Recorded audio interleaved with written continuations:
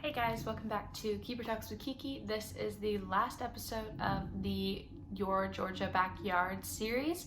So if you've missed the other two episodes, I honestly can't even remember what animals they were about, but there's two other episodes that highlight a total of 4 other Georgia species that you might encounter, especially during quarantine.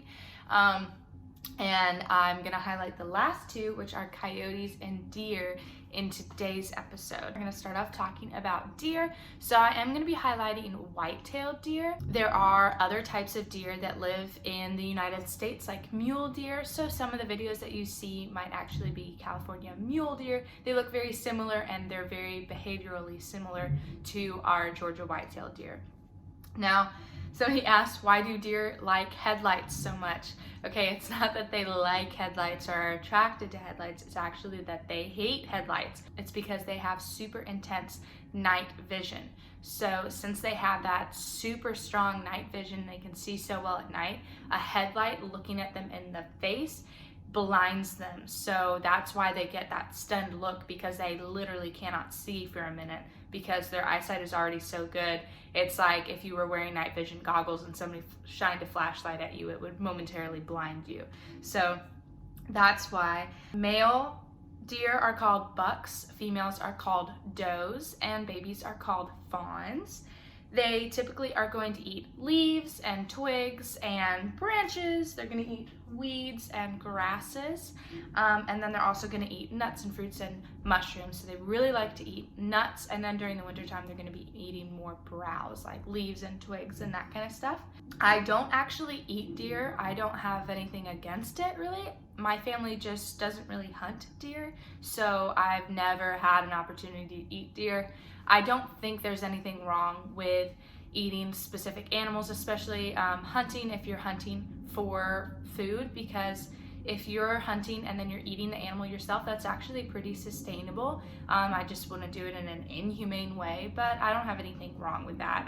I've just never eaten deer because I just never have. The reason why baby deer have spots is because they can't outrun a predator yet. They're not fast enough, so they actually hide in the grass, and those spots help keep them camouflaged, and baby deer have no scent.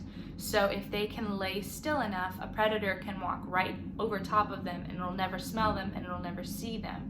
So that's their strategy, and then as they get older, they start to lose those spots because now they can actually outrun a predator. They don't just need to hide. And this is a common thing with some different baby animals, like baby hogs oftentimes will have spots and then grow out of them as adults. And then some bird species have spots as they are babies and then grow out of it as they're adults. Okay, somebody asked, how does hunting affect them? So it's an interesting situation with white-tailed deer because we've killed off most of their natural predators. We've killed off wolves, red wolves that used to be all throughout the United States, and we've killed off most of the cougars too, and those would be main predators for them. So at this point, we kind of become their natural predators, and that's all within a reasonable area. You don't want to go out and eradicate deer, but I don't think that hunting again for meat is a bad practice because it's kind of mimicking what used to happen in the wild. But now we've messed with the system, and so now we kind of need to try to fix it a little bit.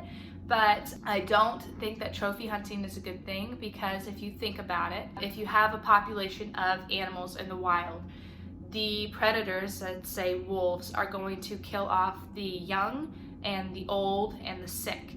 And those are the animals that are going to wind up getting pulled out of the population, which is really good for the genetics because the sick animals can't breed into the gene pool and the old animals aren't breeding in with their older genetics.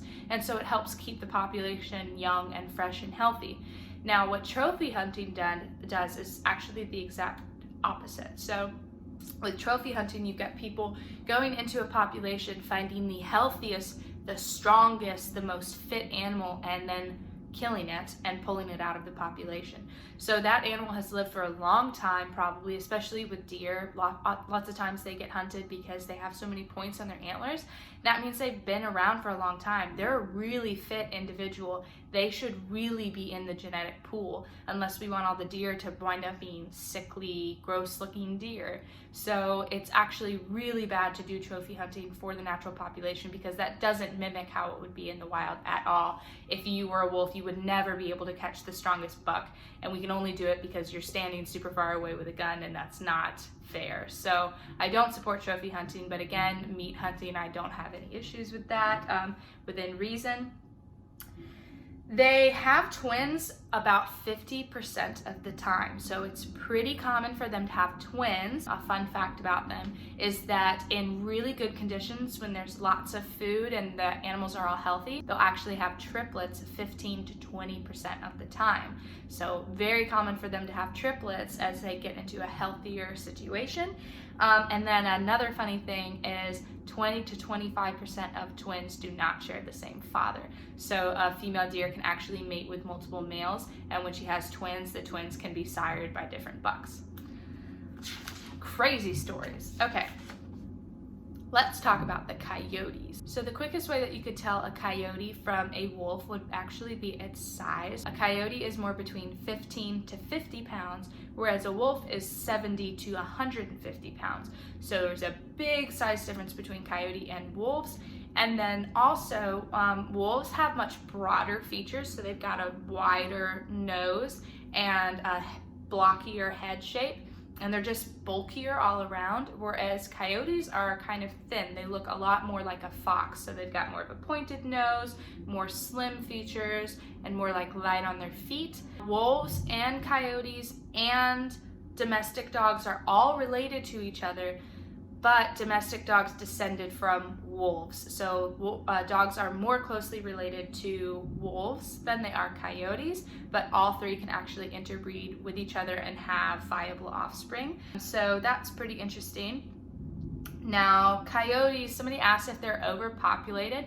So that's an interesting concept because for deer, it's easy for them to become overpopulated because there's so much grass and food that they can really get to a point where there's just so many deer, and then you start having sickly ones and all that aren't really getting culled out of the population anymore because the predators aren't there. With coyotes, they're a predator, so as soon as they run out of rats and rabbits, there's going to be a drop in the amount that are surviving because a mother coyote has to feed her pups, and if she can't find food for them, then she's not going to feed her pups, and the pups aren't going to survive.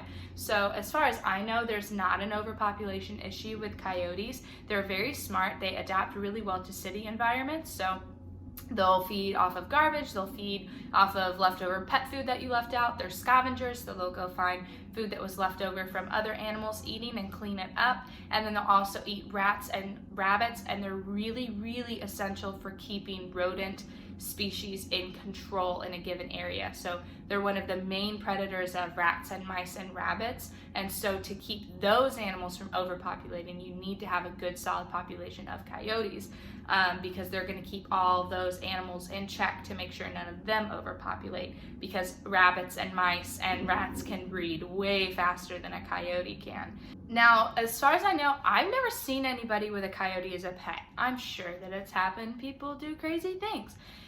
I would not recommend them as a pet. Again, I don't think I would recommend any wild animal to be a pet because I just don't think most people understand that it is a wild animal. If you have a coyote as a pet, it doesn't want to be all lovey with you like a domestic dog. It doesn't want to be loved on and squeezed and all of that stuff. It's a wild animal. It's going to be a lot more prone towards aggression. Now, you may be able to get a good bond with it, but with a wild animal, you can only understand it to so much of a point to where its wild instincts will kick in at certain times. So I think it would be a dangerous pet for most people to have because, like I said, you can only understand it so much because it's a very wild animal with wild instincts, and it should be respected and left in the wild so that it can live its life to the fullest, or not made into a pet animal because it's not a pet, it's a wild animal. Somebody asked about walking their dog at night. They said they had a small dog, I believe it was a Boston Terrier. I love those. They were concerned about walking it at nighttime, concerned about a coyote coming up and maybe trying to take it.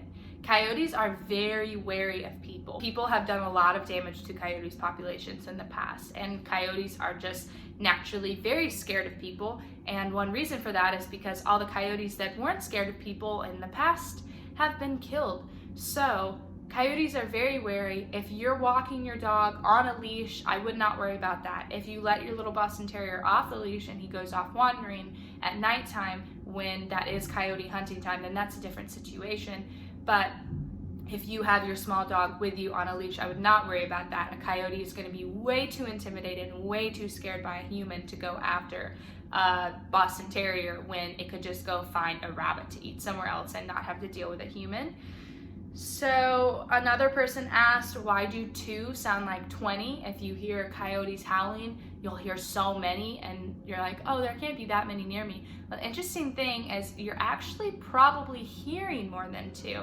But more on that when I come to the fun fact. They are primarily solitary hunters. Sometimes they will band together in a pack to take down larger prey. If they're looking to hunt for bigger prey like a deer, then they might band together in a pack. Most of the time they're going to prefer to solitarily hunt. Now, the fun fact about them, and I thought this is so cool. There's actually a couple of things. So the number one thing is, like I said, if you hear 2 howling, it's probably not just 2 that you're hearing howl, because they actually do howling as a census. So one coyote will howl and it'll wait for all the other packs in the surrounding area to respond to it. Now, an interesting thing with that is when in the 1900s, when they were doing culls and trying to get rid of coyotes, which is interesting and you should research that a bit if you don't know anything about it. But when they were trying to get rid of the coyotes would do their census at night. They would howl and they would wait for the other packs to respond, and the other packs wouldn't respond because they had been killed. And when that happens, the coyotes naturally go through a biogenetic change where their litter sizes increase. So their litter size will go from 5 to 6 pups up to 16 pups in a litter. So this is fascinating because you can actually wipe out 70% of a coyote population in an area, and the next spring it'll be back to its full capacity because the coyotes recognize that they're under stress and their body goes through this natural genetic change and is like, hey, nobody's around, we gotta bulk the population up. So that also ties back to overpopulation with them. They're keeping track of how many coyotes are in a given place. So when there's a healthy population of coyotes, their litter size naturally decreases in the same way that it increases when their population is under stress. So if you're hearing a bunch of coyote howls, don't be freaked out. They're not coming for you. They're not coming after you. They're just trying to figure out, hey, Tommy, you still good over there? And Tommy's like, yeah, Brad, I'm still good over here. You good over there? He's like, yeah, I'm fine. There's like a Boston Terrier, but it's being walked, so I'm not going to go near it. And then that's how they stay safe. So don't hate on coyotes. They're super cool. They're awesome animals, and they're very essential if you don't want to have rats and mice and rabbits overrunning your neighborhoods. You want to have coyotes around. Thanks for joining for another Keeper Talks with Kiki.